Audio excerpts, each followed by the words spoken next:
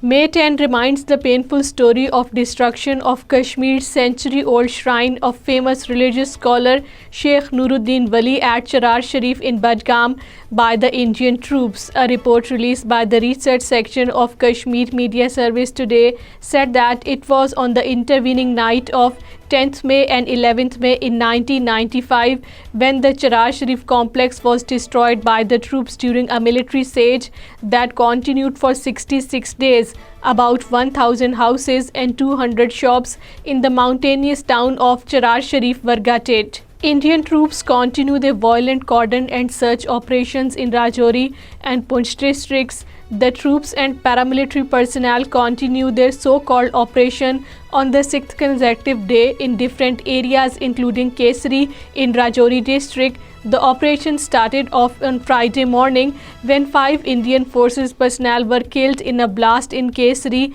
Later, Indian troops martyred an innocent youth in a fake encounter in the same area. India's notorious National Investigation Agency has attached 6 shops of Hurriyat activities under Black Law Unlawful Activities Prevention Act in Pulwama district, according to Kashmir Media Service. An official said that the property of Hurriyat member Fayaz Ahmed Magre was attached in a fake case registered against him under the UAPA by the probe agency in Litpura area of the district. Sayyid Ghulam Muhyiddin Shah, the elder brother of noted Kashmiri resistance leader and chairman of United Jihad Council Sayyid Salahuddin, has passed away in Budgam district. He was 83 years old.